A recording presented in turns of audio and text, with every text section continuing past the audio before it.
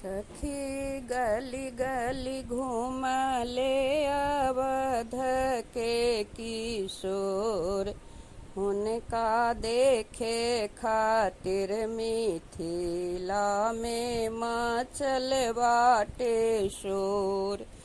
उनका देखे खातिर मिथिला में मचल बाटे शोर। जेही देखे वही होखे मन में विभोर, जैसे करिया बदरिया देखी नाचे लागल मोर। जैसे करिया बदरिया देखी नाचे लागल मोर।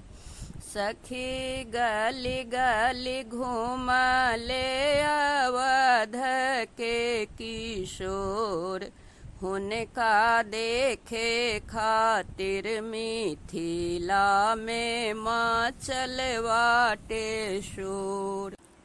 जेने ताक देलन हो गल ओनी वहने जोर। जेने ताक देलन हो गल ओनी वहने जोर। मुसकनिया देखी जियरा में उठे लाहिलोर। मुसकनिया देखी जियरा में उठे लाहिलोर। पाँच महला से लौके हुनकर माथबे के मोर। पाँच महला से लौके हुनकर माथबे के मोर। फूल फेंकी जाबे ताक देलन हमनी के ओर। फूल फेंकी जाबे ताक देलन हमनी के ओर। जैसन जनक जी के धिया सिया सुंदर बड़ गोर, तैसन दशरथ के लाल देखो बड़ा चित चोर।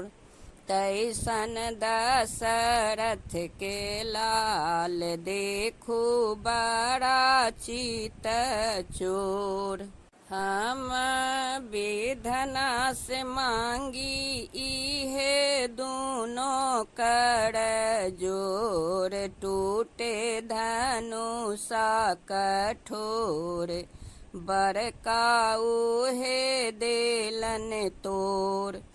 टूटे धनुषा कठोर, बड़का उहे देलन तोर।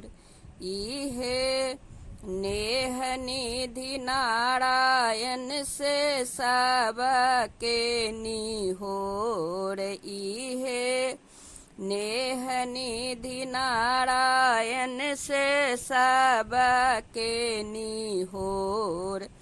होई है राम जी से हमनी सिया के गठ जोर।